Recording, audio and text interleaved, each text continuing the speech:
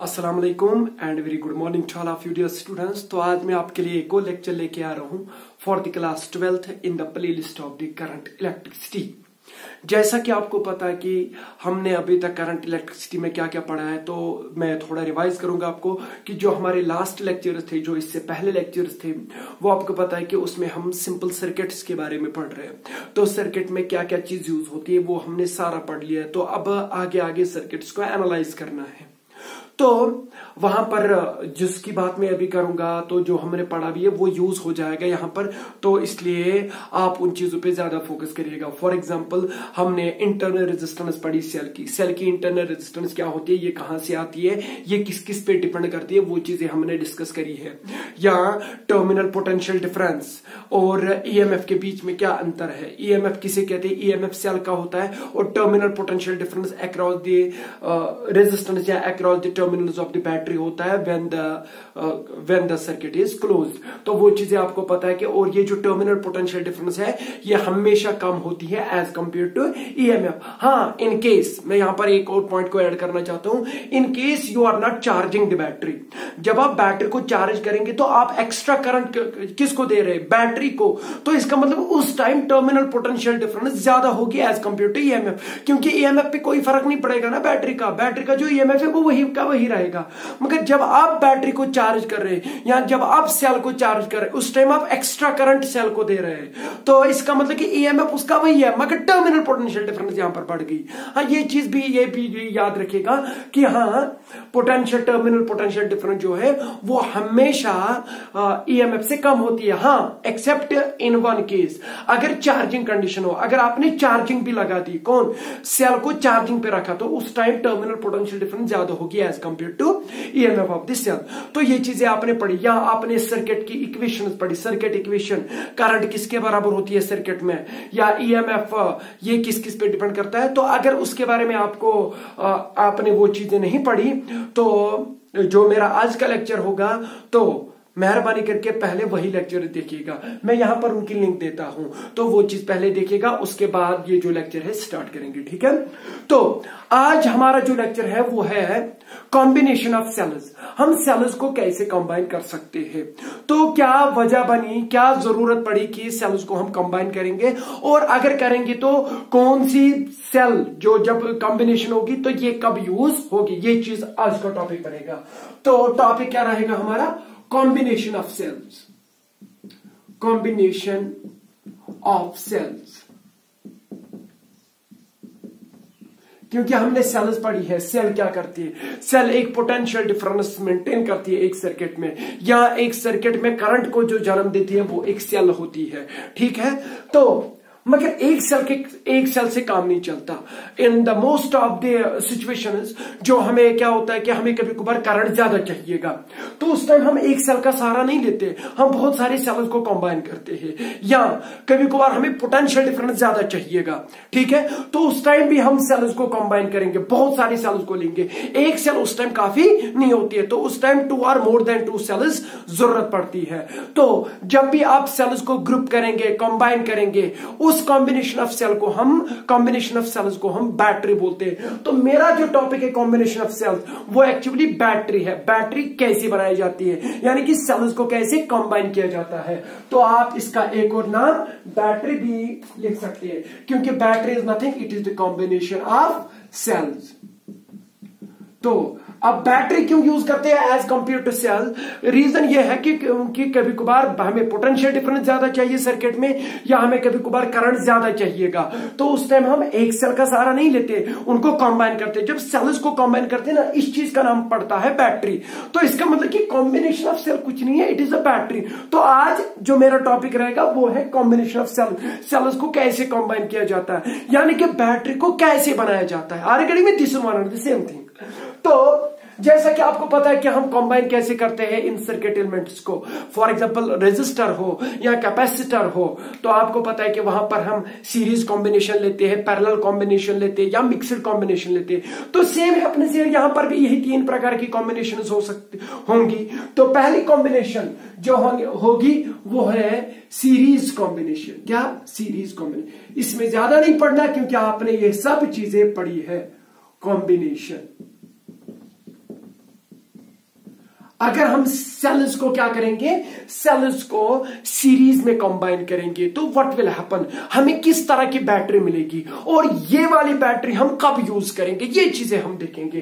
तो पहले मैंने बोला कि हम सेल्स को कंबाइन क्यों करते हैं, क्योंकि हमें कभी कभार पोटेंशियल डिफरेंस ज्यादा चाहिए, कभी कभार करंट ज्यादा चाहिए, तो वो एक सेल से काम नहीं होता, फिर तो बहुत सारी सेल्स को कंबाइन करना पड़ता है। अब मसला है कि कैसे कंबाइन किया जाता है। एक तरीका है कि इनको सीरीज में कंबाइन किया करें। तो सीरीज के बारे में आपको पता है कि क्या होता है। पहले मैं यहां पर एक सेल बनाता हूं, क्योंकि आपको पता है जैसा एक रेजिस्टर या जैसा एक कैपेसिटर या जैसी एक सेल, इनके दो दो टर्मिनल्स होते हैं। तो आपको पता है कि कौन सा टर्मिनल कहां पर यूज करेंगे, इन case of series and in case of parallel. फिर से रिवाइज करेंगे तो यहां पर देखिएगा, पहले मैं सेल बनाता हूं, मगर आपको पता है कि सेल के लिए इंटरनल रेजिस्टेंस भी होता है, क्योंकि हमने इंटरनल रेजिस्टेंस ऑफ सेल भी पढ़ा।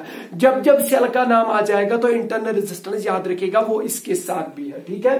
तो यहां पर मैं एक सेल बनाता हूं, ठीक है। तो देखिएगा, आपको पता है कि एक्चुअली ये दो टर्मिनल्स है, ये जो यहां पर लिया मैंने A and B, These are the terminals of the cell। ये मत समझना कि सेल ये है और ये रेजिस्टेंस नहीं, एक्चुअली ये इस रेजिस्टेंस इसके अंदर होती है, this is called internal resistance, ठीक है। और अभी तो मैंने इस सेल को कनेक्ट नहीं किया, आपको पता है कि जो इसके टर्मिनल्स के अक्रॉस पोटेंशियल डिफरेंस होगी उसका नाम क्या देते हैं, ईएमएफ, तो उसको ई से डिनोट करते हैं। तो suppose E is the EMF of this cell and small r is the internal resistance of this cell, सही बात।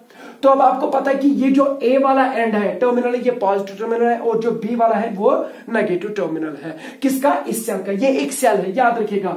मैं जब नोट्स आपको भेज दूंगा तो याद रखिएगा वहां पर ये ऐसे बॉक्स में होगा। तो इसका मतलब है कि ये जो इंटरनल रेजिस्टेंस ये सेल के साथ होती है, तो this whole combination is known as a cell, ये एक सेल है। अब क्या करेंगे, और एक और सेल को लेके आएंगे, तो वो भी इसी प्रकार की होगी। चलो, इसका ईएमएफ अगर E1 होगा और इंटरनल रेजिस्टेंस R1 होगी, ठीक है, तो मेरे पास यहां पर एक और सेल हो सकती है, देखिएगा। चलो, ये मैंने एक और सेल ले ली, तो उसकी भी इंटरनल रेजिस्टेंस होगी, ये उसका टर्मिनल होगा। चलो, ये उसका एक टर्मिनल C है, ये दूसरा टर्मिनल D है, ठीक है। चलो, ये उसका ईएमएफ है E2 और इंटरनल रेजिस्टेंस जो है वो है R2, ठीक है। ये दूसरी सेल है, ये मेरे पास दूसरी तरफ। अब कितनी सेल्स आई मेरे पास, दो सेल, और हम दो या दो से अधिक सेल्स को कंबाइन कर सकते हैं। तो कंबाइन भी एक नहीं होता है, दो कंबाइन हो जाते हैं, ठीक है। तो बहुत अच्छा। तो अब क्या करेंगे, अब यहां पर सीरीज कॉम्बिनेशन है। सीरीज कॉम्बिनेशन में आपने पढ़ा है कि कब हम सर्किट एलिमेंट्स को कहेंगे कि वो सीरीज में कनेक्टेड है, जब वो एंड टू एंड कनेक्टेड हो, मतलब कि इसका जो नेगेटिव टर्मिनल है इसके पॉजिटिव टर्मिनल के साथ कनेक्टेड होना चाहिए, इसका जो नेगेटिव टर्मिनल है वो दूसरे के पॉजिटिव टर्मिनल के साथ कनेक्टेड हो, मतलब कि एंड टू एंड एक दूसरे के साथ वो अटैच्ड होने चाहिए, ठीक है। तो this is the simple definition of the series combination. मगर एक और चीज है जो मैंने आपको मैक्सिमम टाइम बोला है कि यही चीज याद रखिएगा, अगर एक ही रास्ता है आपके पास, एक ही मतलब आपके पास एक ही पाथ है और उसी पाथ में आपने बहुत सारी सेल्स को जुड़ के रखा है, तो वो सारे के सारे सेल्स अगर एक ही पाथ में कनेक्टेड है तो हम ये कहेंगे कि वो सेल्स सीरीज में कनेक्टेड है। जैसा कि आपने रेजिस्टर्स के बारे में पढ़ा है कि एक ही पाथ अगर होगी, अगर उसी पाथ में जितने भी सर्किट एलिमेंट्स होते हैं अगर वो उसी एक ही रास्ते में कनेक्टेड होंगे तो हम ये कहेंगे कि वो किस में है, वो सीरीज में। जैसा आप यहां पर देखेंगे, चलो मैं यहां पर इसको कनेक्ट करता हूं इसके साथ, ठीक, और यहां पर आपका एक टर्मिनल बना और यहां पर आपका एक टर्मिनल बना। नो डाउट ये ऊपर है ये नीचे है, मगर अगर आप देखेंगे आपके पास एक ही रास्ता है, वो P से लेके Q तक एंड हो जाता है। P is the initial point of that path, उस रास्ते का P इनिशियल पॉइंट है और Q फाइनल पॉइंट है। देखिएगा अभी इन सर्किट एलिमेंट्स को मारिए गोली, आप देखिए एक ही रास्ता मिलेगा कि नहीं। देखिए ये यहां से कनेक्टेड है तो एक ही रास्ता है ना, तो एक ही रास्ते में दो सेल्स थी या दो रेजिस्टर्स थी, तो हम ये कहेंगे कि अगर एक ही रास्ते में ये सारे के सारे एलिमेंट जितने भी हैं पड़े तो हम ये कहेंगे कि वो किसमें है, सीरीज में है। तो इसका मतलब है कि अगर यहां से करंट आई अब तो आपको पता है कि law of conservation of charge, are you getting me? तो चार्ज हमेशा कंजर्व रहता है, वो किसी एक पॉइंट पे नहीं टिकता है, नहीं रहता है वहां पर, वो एक जंक्शन पे वो स्टोर नहीं रहता है, चार्ज हमेशा चलता है, ठीक है? तो वो कहीं पे एक्यूमुलेट नहीं हो जाएगा। तो चार्ज जितना यहां से चला उतना यहां से भी चलेगा, उतना यहां से भी चलेगा। इसका मतलब यह है, अगर फिर से आप याद दिला दे कि सीरीज कॉम्बिनेशन में क्या होता है कि same amount of current passes through each and every circuit element। यहां पर जो सर्किट एलिमेंट है हमारा वो है क्या? सेल। तो जितनी करंट यहां से जाएगी उतनी करंट यहां से भी जाएगी, क्योंकि these are connected in series, क्योंकि एक ही रास्ता है, तो एक ही रास्ते में एक ही करंट चलेगी, 2-3 करंट नहीं चलेंगी। अगर यहां से 1 एम्पियर आई तो यहां से भी 1 एम्पियर ही जाएगी। कोई बोलेगा कि नहीं 2 एम्पियर आ गई, अब मैं ये कहूंगा कि 1 एम्पियर आया कहां से?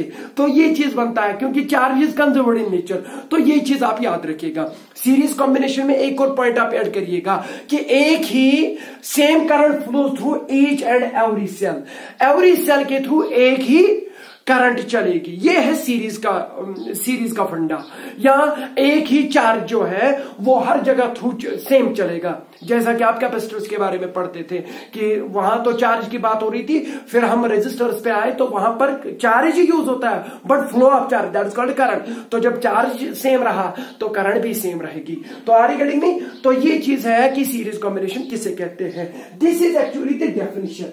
तो डेफिनेशन तो आपको माशाल्लाह पहले से ही पता था कि अगर ये एंड टू एंड कनेक्टेड होंगे या एक ही रास्ते में होंगे, मगर यहां पर इक्वेशन निकालना है, यहां पर प्रॉब्लम को समझना है, तो वो चीज देखेंगे।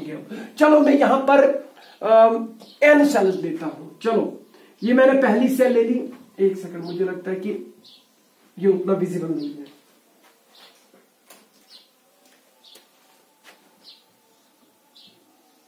हाँ, ये मैंने एक सेल ले ली। याद रखिएगा it is internal resistance of this. चलो इसका ईएमएफ ई है और इंटरनल रेजिस्टेंस आर है। ये हमारे पास पहली सेल बनी, ठीक है? और इसके साथ में एक और सेल को कनेक्ट करूंगा, मगर किसमें? सीरीज में। आपको पता है फिर एंड टू एंड कनेक्ट करना पड़ेगा। तो ये उसका क्या होगा? अब ये उसका पॉजिटिव होगा और ये उसका नेगेटिव टर्मिनल, और ये उस वाले की इंटरनल रेजिस्टेंस होगी। चलो उसका भी ईएमएफ ई ही लेते हैं, सेम लेते हैं, सेम सेल्स लेते हैं। सेम सेल्स को हम क्या करेंगे? कंबाइन करेंगे इन सीरीज। तो देखिएगा इसकी भी इंटरनल रेजिस्टेंस वाला आर ही रखते हैं। तो मैं एक और सेल को लेता हूं, ठीक है? तो उसको भी सीरीज में ही कनेक्ट करता हूं, ठीक है? तो ये उसके इंटरनल रेजिस्टेंस आर है, ये उसका ईएमएफ ई है, ठीक है? तो इन 3 सेल्स को मैंने किस में कनेक्ट किया? अभी मैंने यहां पर इनको सीरीज में कनेक्ट किया। अगर आप बोलेंगे कि सर अभी तक बोल रहे थे कि अगर एक ही रास्ता होगा, देखिएगा यहां से यहां तक आपको एक ही रास्ता, तो एक ही रास्ते में ये सारे के सारे कनेक्टेड है, सारे के सारे सेट हुए हैं, तो आप ये कहेंगे कि these are connected in series. बहुत अच्छा। तो चलो यही करते करते हमने एक और सेल ले ली, एक और सेल ले ली, उसका भी ईएमएफ ई है और इंटरनल रेजिस्टेंस जो है वो आर है, ठीक है? और अब मैंने कितनी सेल्स ले ली? 1 2 3 एन। तो मैंने कितनी सेल्स ले ली? मैंने यहां पर एन सेल्स ले ली, ठीक है? तो याद रखिएगा अब इन एन सेल्स को मैंने कंबाइन किया, तो यहां से क्या बनेगी? Combination of cell is known as battery. तो ये मेरे पास एक बैटरी बन गई जिसमें कितनी सेल्स है? एन सेल्स, और हर किसी सेल का ईएमएफ कितना है? ई, और हर किसी सेल की इंटरनल रेजिस्टेंस क्या है? आर। बहुत अच्छा। अब मैंने इनको कनेक्ट करना है, इस बैटरी को एक सर्किट में लगाना है, मगर मैंने यहां पर बैटरी को खोल के रखा है कि वो सीरीज में कंबाइन, सेल्स को जब सीरीज में कंबाइन करेंगे तो ये वाली बैटरी बनी। तो इसको मैं अब एक सर्किट में कनेक्ट कर दूंगा। तो ये मैंने एक सर्किट बना दिया और उसमें एक एक्सटर्नल रेजिस्टेंस आर कनेक्ट कर दी, क्योंकि सर्किट में रेजिस्टर ही होता है, रेजिस्टर नहीं तो बल्ब होगा, तो बल्ब में भी रेजिस्टेंस ही होती है। तो दैट इज वाई हमें जब भी सर्किट को एनालाइज करना पड़ता है हम रेजिस्टेंस को लेते हैं। सपोज इसकी रेजिस्टेंस आर है, कैपिटल आर। सही बात, बहुत अच्छा। अब क्या होगा कि ये सेल मिलके एक बैटरी बनी, ठीक है? तो यहां से करंट जाएगी, ठीक है? वो किसके थ्रू जाएगी? वो थ्रू आर के थ्रू जाएगी, रेजिस्टर एक्सटर्नल रेजिस्टर आर के थ्रू जाएगी, ठीक है? तो चलो यहां से करंट कितनी आई? आई।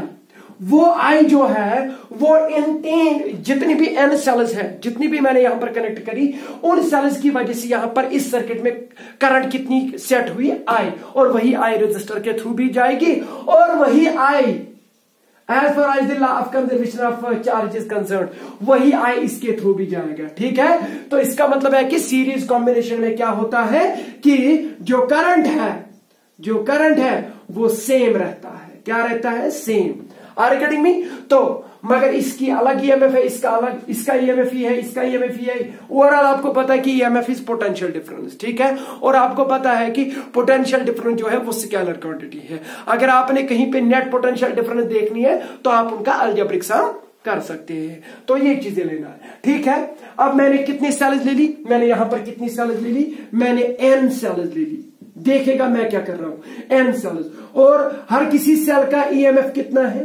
तो हर किसी सेल का ईएमएफ जो है वो E रखा मैंने, और हर किसी सेल की जो इंटरनल रेजिस्टेंस है वो कितनी ले ली मैंने? R। ये चीज याद रखेगा जिनको मैं n सर्कल कर रहा हूं। तो कितनी सेल्स ले ली मैंने? n सेल्स, और ये ईएमएफ कितना है? हर किसी का E, और हर किसी की internal resistance R। No doubt अलग अलग का अलग अलग ईएमएफ होगा, मगर मैं यहां पर एक महत्वपूर्ण रिलेशन निकाल सकता हूं, तो इसलिए मैंने यहां सिंपलीफाई करके हर किसी का ईएमएफ भी E ही रखा और हर किसी की इंटरनल रेजिस्टेंस E ही रखी। अब देखेंगे ये सेल्स किस में है? ये सेल्स अब सीरीज में है। चलो अब देखते हैं कि व्हाट विल हैपन। अब मुझे एक बात बताओ, करंट कितनी आई? आपको नहीं पता ये आई कितनी है, तो वो निकालना है, मतलब कि सर्किट इक्वेशन निकालनी है कि इन सेल्स को जब हमने सीरीज में कनेक्ट किया, ये जो करंट आई इस सर्किट में, इस रेजिस्टर के थ्रू जो करंट आई चली, ये आई किसके बराबर होगा, ये चीज हमने निकालना है। तो उसके लिए हम क्या करेंगे? हम पहले पूरा ईएमएफ निकालेंगे कि how much is the total potential difference, यानी कि टोटल ईएमएफ कितना है इस सर्किट का या इस बैटरी का। ठीक है, बैटरी और सेल में समझ में आया क्या है? जब मैं बैटरी बात करूंगा तो ये समझना कि ये कॉम्बिनेशन ऑफ सेल्स की बात कर रहा है। जब मैं सेल की बात करूंगा तो एक सेल की बात होगी। ठीक है, बहुत अच्छा। तो यहां पर क्या लिखूंगा मैं? यहां पर एक एक चीज देख लेंगे कि क्या क्या निकलेगा। हम निकालेंगे पहले टोटल ईएमएफ। तो यहां पर हम एक एक चीज निकालेंगे। टोटल ईएमएफ, मगर किसका? Of the battery. समझ में आया? कोई लिखेगा total EMF of this circuit या total EMF of the battery, this is one and the same thing, क्योंकि सर्किट में ही ये बैटरी कनेक्टेड है। तो इसी सर्किट में ये वाली ईएमएफ नहीं है, ये वाला ईएमएफ नहीं है, इन सबों का ईएमएफ है। तो हर किसी का ईएमएफ कितना है? E। देखिएगा इसका ईएमएफ E, तो इसका E, तो आपको पता है कि एक ही डायरेक्शन में जा रहे हैं, मतलब इसका पॉजिटिव, इसका नेगेटिव, इसका पॉजिटिव, इसका नेगेटिव, इसका पॉजिटिव, इसका नेगेटिव, एक ही डायरेक्शन में जा रहे हैं। तो आप इनका सिंपल अलजेब्रिक सम कर सकते हैं। But you know very well potential difference is negative also. याद है ना, क्योंकि मैंने इलेक्ट्रोस्टैटिक्स में पढ़ाया था कि पोटेंशियल डिफरेंस जो है ये पॉजिटिव होती है और नेगेटिव भी होती है। अब यहां पर क्या होता है कि अगर इस डायरेक्शन में हम पॉजिटिव नेगेटिव, इसको हम पॉजिटिव लेंगे। अगर उल्टा होगा, कहीं पे शेयर रिवर्स करेक्ट की गई होगी, मतलब कि नेगेटिव पॉजिटिव, तो उसका ईएमएफ जो होगा वो ए नहीं होगा, माइनस ही होगा। ये आप पे निर्भर करता है। आप positive to negative plus E ले, मगर नेगेटिव टू पॉजिटिव माइनस ही लेना पड़ेगा। Are you getting me? क्योंकि यहां से यहां पोटेंशियल डिक्रीज हो रही है, यहां से यहां पोटेंशियल इंक्रीज हो रही है। This is one and the same thing, क्योंकि पोटेंशियल जो होता है एक्चुअली पोटेंशियल नहीं होता, पोटेंशियल डिफरेंस होती है। तो देखिएगा जो यहां पर पोटेंशियल है वो यहां पर नहीं होगी। This is one and this is मतलब कि ये तो जेन्युइन है कि हाँ यहां पर पोटेंशियल डिफरेंस है। कितनी है? E। अब वो पॉजिटिव है नेगेटिव, ये डिपेंड करता है कि आप क्या मानते हैं। अगर आप इसको हायर पोटेंशियल मानते, इसको लोअर पोटेंशियल मानते, तो फिर अब अगर आप इधर चले, इसको आप पॉजिटिव मान लेंगे। अगर वहां से आए तो इधर से पोटेंशियल डिक्रीज हुई, उधर से क्या होगी? इंक्रीज। तो इंक्रीज और डिक्रीज के लिए हम साइन को यूज करते हैं, पॉजिटिव नेगेटिव। समझ में आया? तो यहां पर पॉजिटिव नेगेटिव, चलो हम पॉजिटिव टू नेगेटिव को पॉजिटिव लेंगे तो प्लस ई, तो इसका पॉजिटिव टू नेगेटिव प्लस सी। अगर अब यहां पर नेगेटिव पॉजिटिव होगा, ये है, मगर वहां पर माइनस ही लेना पड़ेगा, क्योंकि वहां पर आप नेगेटिव से लेके उल्टी डायरेक्शन में जा रहे हैं। मतलब कि आप अभी तक लोअर पोटेंशियल से हायर पोटेंशियल जा रही थी या हायर पोटेंशियल से लोअर, मगर जब आप वहां पर जाएंगे, जब रिवर्स कंडीशन होगी, अगर आप हायर टू लोअर जा रहे हैं तो वहां पर आप लोअर टू हायर जा रहे हैं। अगर आप हायर टू लोअर को पॉजिटिव बोल रहे हैं, हायर टू लोअर को क्या बोल रहे हैं? पॉजिटिव, तो फिर लोअर टू हायर को नेगेटिव बोलना ही पड़ेगा। सीधी सी बात है, ये सिंपल बात है कि अगर मैं किसी को पैसे दूंगा, यानी कि मैं सेव कर रहा हूं तो इसको मैं पॉजिटिव मान सकता हूं। जब मैं विड्रॉ करूंगा पैसे तो वो नेगेटिव लेते हैं। Are getting me? तो ये चीज मैं यहां पर बोल रहा हूं आपको कि ईएमएफ जो पोटेंशियल डिफरेंस है ये पॉजिटिव भी होगी नेगेटिव भी होगी। ये पूरा का पूरा निर्भर आप पे करता है। अगर यहां से पॉजिटिव टू नेगेटिव आप पॉजिटिव लेते हैं तो नेगेटिव टू पॉजिटिव नेगेटिव लेना पड़ेगा। समझ में आया? बहुत अच्छा। अब मुझे बताओ, मुझे इस सर्किट में टोटल ईएमएफ चाहिए, टोटल पोटेंशियल डिफरेंस। वो होगी इसकी प्लस इसकी प्लस इसकी प्लस इसकी। Are you getting me? तो हर किसी की ईएमएफ या पोटेंशियल डिफरेंस कितनी है? इसकी ई है तो इसकी ई, इसकी ई। अगर 3 होंगे तो 3 का कितना है? तो फिर होगा यहां तक कितनी होगी इन दो एंड्स के अक्रॉस? 3 इन दो एंड्स के अक्रॉस, 2e इन दो एंड्स के अक्रॉस, 1e। आर्गेट भी बहुत अच्छा। तो जब ये n सेल्स होंगी तो बताइए n सेल्स एंड में आपको कितनी पोटेंशियल डिफरेंस दे सकते हैं, कितना ईएमएफ दे सकते हैं? ne। आर्गेट में, क्योंकि सारे के सारे in the same sense connected है। मतलब कि positive negative positive negative positive negative, कहीं पे नेगेटिव नेगेटिव कनेक्ट नहीं है, कहीं पे पॉजिटिव पॉजिटिव कनेक्टेड नहीं है। अगर ऐसी स्थिति हो तो वहां पर ईएमएफ नेगेटिव आएगा। याद रखिएगा मेरी बात। तो टोटल ईएमएफ क्या आएगा? उस पे भी न्यूमेरिकल करेंगे मगर पहले ये देखेंगे। तो हमने सिंपल वे में लिया है। तो सब पॉजिटिव टू नेगेटिव जा रहे हैं तो हर किसी का ईएमएफ ही है। तो टोटल ईएमएफ क्या लगेगा सर्किट में? सर्किट तो यहां तक हो गया, ठीक है। तो इसके अक्रॉस कितना होगा? E plus E plus E plus तो एन क्या होगा? N E. बहुत अच्छा, एन ई। समझ में आया? This is the total EMF of the battery. इस बैटरी का ईएमएफ क्या है या इस कॉम्बिनेशन ऑफ सेल्स का टोटल ईएमएफ क्या है? वो है एन, ठीक है। तो इसको आप पैक करिएगा, ये चीजें निकाल के रखेंगे। उसके बाद क्या करेंगे? उसके बाद हम इन सेल्स की टोटल रेजिस्टेंस निकालते हैं। तो उसको क्या बोलेंगे? सेल की रेजिस्टेंस को क्या बोलते हैं? Internal resistance. तो हम निकालेंगे, अब ये निकाला था मैंने total EMF of the battery. अब मैं लिखूंगा यहां पर total internal resistance of the cell, नहीं लिखूंगा मैं, ऑफ द बैटरी या ऑफ द सेल्स। समझ में आया? Total internal resistance. देखिएगा, मारिए इनको गोली और यहां पर ये आर ले लीजिए। ये आर, ये आर, ये आर, ये आर, ये एन आर है ना। तो अलग अलग आर है ना, अलग अलग इंटरनल रेजिस्टेंस है। तो ये सारे के सारे किस में कनेक्टेड है? ये इंटरनल रेजिस्टेंस है सीरीज में, क्योंकि एक ही रास्ता है, बोला है मैंने आपको। तो एक ही रास्ते में ये सारे के सारे रेजिस्टेंस आर आर है। तो बताइए अगर 3 होगी तो इंटरनल रेजिस्टेंस कितनी होगी सीरीज में? तो 3R। तो ये कितनी है? ये N है। तो इसकी टोटल इंटरनल रेजिस्टेंस क्या होगी? NR। मगर याद रखना N स्मॉल r। ये चीज जो मैंने यहां पर लिखा, ये मैंने सर्किट की रेजिस्टेंस नहीं लिखी, सर्किट की रेजिस्टेंस नहीं है, it is internal resistance of the battery. तो सर्किट की जो रेजिस्टेंस होगी वो होगी एक ये resistance total internal resistance plus जो आपकी एक्सटर्नल रेजिस्टेंस है, ठीक है। तो इंटरनल रेजिस्टेंस जो है वो मैंने यहां पर लिखा टोटल इंटरनल रेजिस्टेंस। आप ये भी लिख सकते हैं total internal resistance of this circuit. Circuit में टोटल इंटरनल रेजिस्टेंस कितनी है इसको नहीं लेना है, because it is external resistance. आप मुझे बताइए, इंटरनल रेजिस्टेंस भी निकाली और टोटल इंटरनल रेजिस्टेंस भी निकाली बैटरी की, कॉम्बिनेशन की आरगेडी में, क्योंकि हम कॉम्बिनेशन की बात कर रहे हैं। हमने कॉम्बिनेशन की टोटल रेजिस्टेंस इंटरनल रेजिस्टेंस भी निकाली और टोटल ईएमएफ भी निकाला। अब निकालेंगे total resistance of this circuit. आरगेडी में total resistance of this circuit, total resistance of this circuit. अब देखिएगा, अब यहां पर क्या लिखा मैं, यहां पर लिखा मैं total resistance of this circuit. वो क्या होगा, इनको अब मारिए गोली, इनके बदले हमने क्या ले लिया इंटरनल रेजिस्टेंस। तो टोटल इंटरनल रेजिस्टेंस वो एक ही है, वो कितना है एन आर। तो एन आर जो एन स्मॉल आर जो है वो इनके बदले एक टोटल रेजिस्टेंस है, इंटरनल रेजिस्टेंस। वो रेजिस्टेंस और ये एक्सटर्नल रेजिस्टेंस बताइए किस में है, एक ही रास्ते में है। तो ये भी सीरीज में है। तो जब सीरीज में रेजिस्टेंस होते हैं तो सिंपल अलजेब्रिक सम होता है। तो total resistance of this circuit, यहां पर मैं लिख रहा टोटल रेजिस्टेंस या टोटल इंटरनल रेजिस्टेंस। बताइए टोटल रेजिस्टेंस क्या होगी। टोटल रेजिस्टेंस होगी total internal resistance plus external resistance. Plus क्यों है यहां पर, रेसिप्रोकल का सम क्यों नहीं हो रहा है, क्योंकि these are not connected in parallel, these are connected in series. बहुत अच्छा। तो total resistance of this circuit जो आएगा वो आएगा external resistance plus total internal resistance, total internal resistance कितनी है, NR, ये चीज याद रखिएगा। तो सिंपल है, अगर आप देखेंगे सिंपल है, मगर जब तक आपने ये चीजें समझ में आई है कि ये कैसे निकालते हैं, बस इतना ही निकालना था।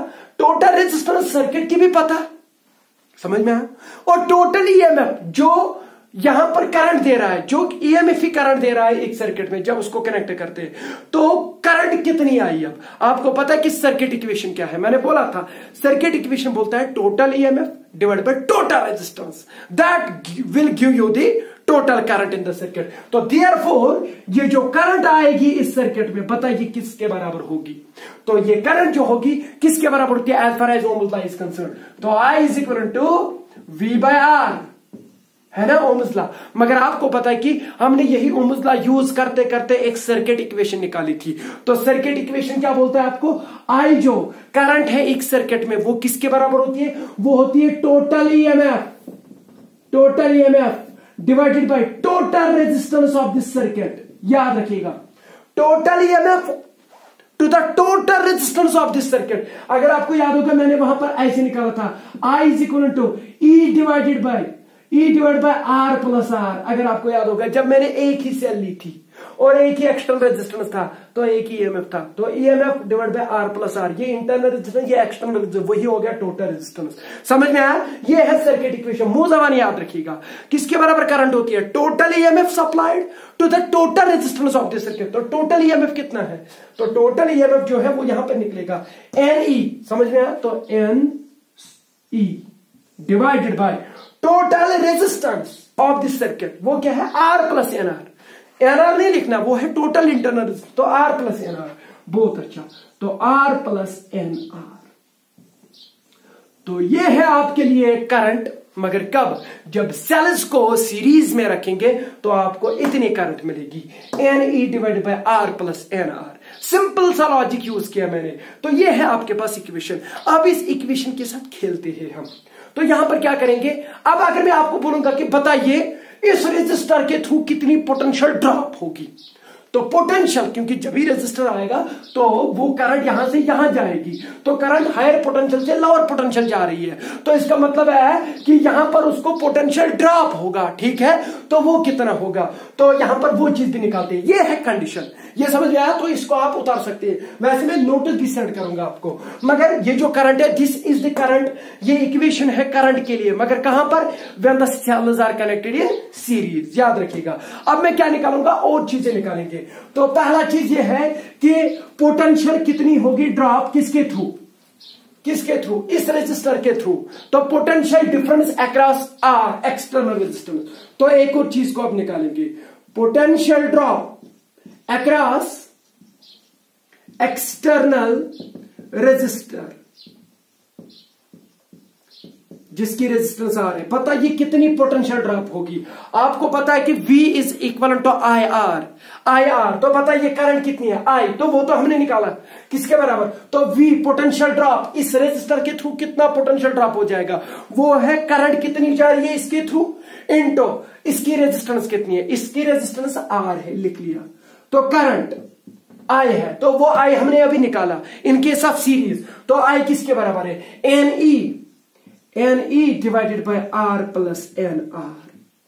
तो ये चीज याद रखिएगा, दिस इज स्मॉल r, तो this is I and this is R, this is the potential drop या potential difference across the external resistance. ये भी निकाला, मगर कब, when these are connected in series, क्योंकि पैरेलल में अलग चीज आ जाएगा।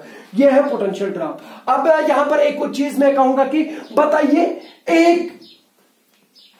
एक जो यहां पर ये जो रेजिस्टर है इंटरनल रेजिस्टर, या ये जो ईएमएफ है एक का, इसके अक्रॉस, इस सेल के अक्रॉस पोटेंशियल डिफरेंस कितनी होगी, पोटेंशियल डिफरेंस वो होगी टोटल पोटेंशियल डिफरेंस इसके अक्रॉस कितनी है, V, तो डिवाइड में कर ले N, क्योंकि N सेल्स है, तो इन्हीं N सेल्स ने इतनी पोटेंशियल डिफरेंस दे दी। अगर A के थ्रू निकालनी है तो वो होगी ना potential difference, total potential difference, जो इसके अक्रॉस है वही है ना इसके अक्रॉस भी, because these points are directly connected to these points। समझ में आया, तो इन दो पॉइंट्स के अक्रॉस जो है वो है V, तो वही है ना इनके अक्रॉस भी, क्योंकि these are directly connected।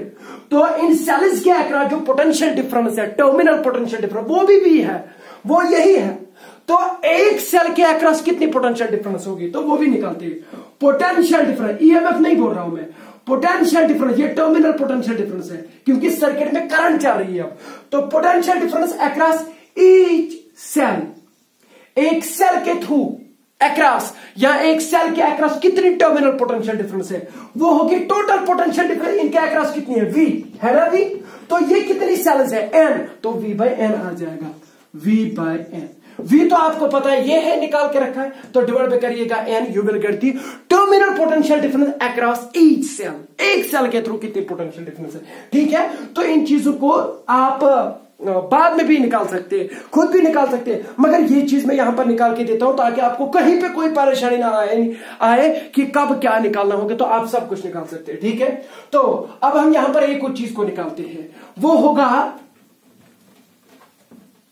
वो यहां पर हम निकालेंगे कि पावर, मैक्सिमम पावर कितना होगा, मतलब कि ये सेल्स यहां पर इस रेजिस्टेंस के थ्रू मैक्सिमम पावर कितना डिलीवर कर सकती है, इस सर्किट का मैक्सिमम पावर क्या हो सकता है।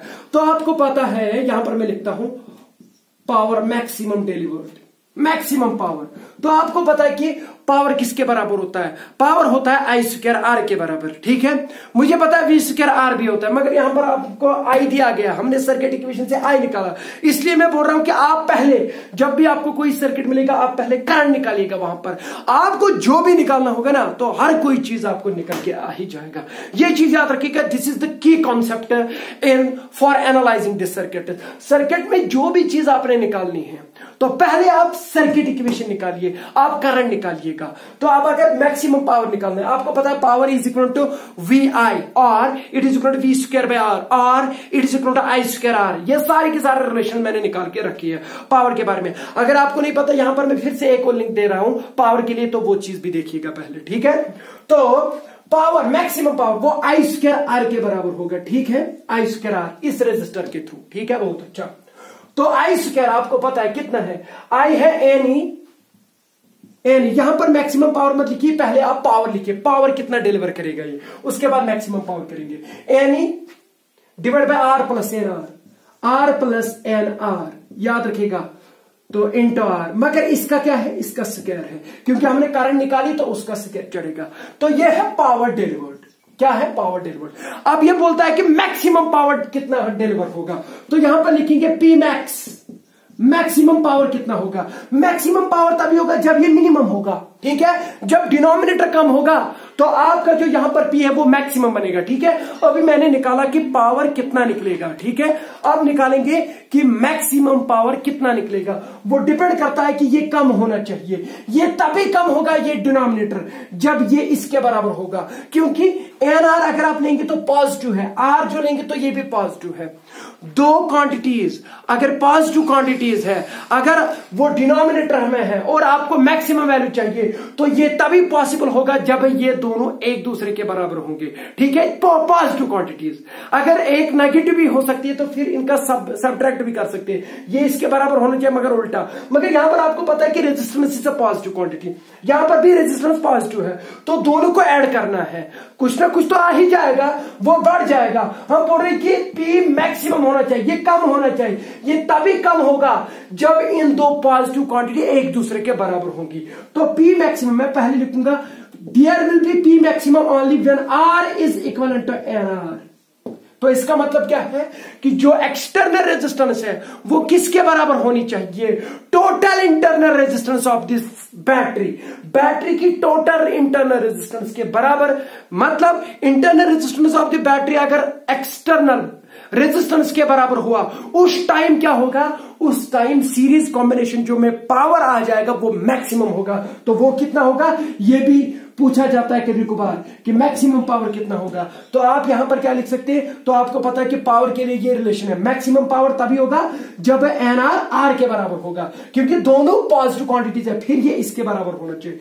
तो एन ई डिवाइड बाय इस आर, इस एन आर के बदले में आर लिख सकता हूं, तो आर प्लस आर कितना हो गया, 2r, मगर इसका क्या चढ़ेगा, इसका चढ़ेगा स्क्वायर इंटू आर। ठीक है, यहां पर देखिए आपको पी मैक्सिमम भी निकल के आ ही जाएगा, इसको नोट करिएगा साथ साथ में।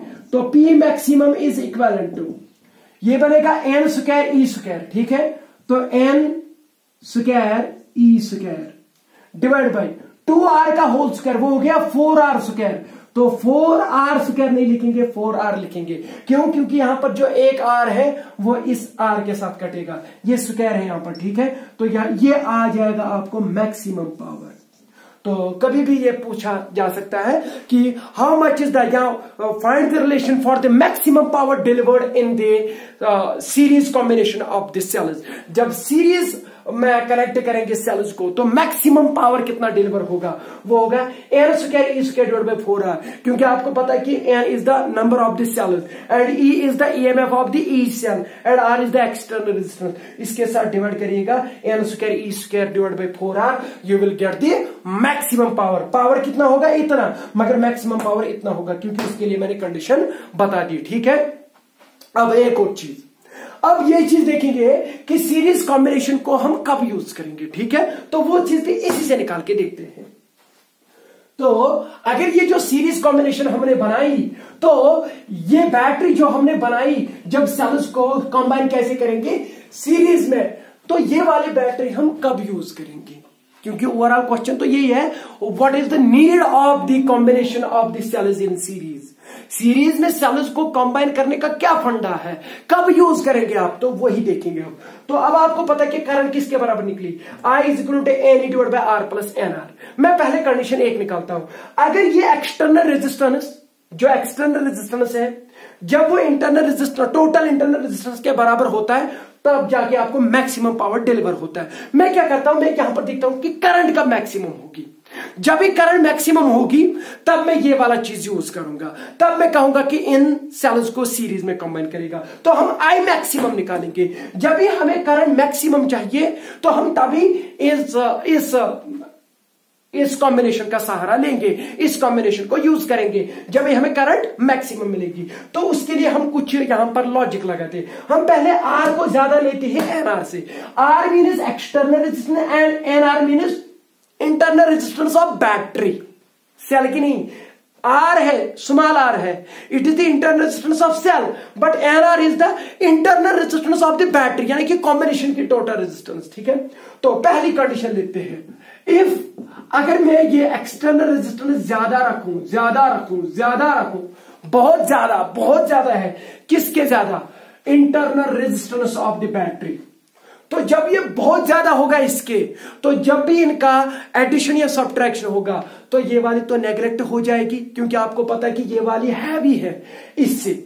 तो R is much greater than NR। अगर ऐसी स्थिति आई कि एक्सटर्नल रेजिस्टेंस बहुत ज्यादा है as compare to the total internal resistance of the battery, तो उस टाइम क्या होगा, सीरीज कॉम्बिनेशन में क्या होगा, तो देन I कितना निकलेगा, then I is equal to, I क्या बनेगा, NE divided by R plus NR।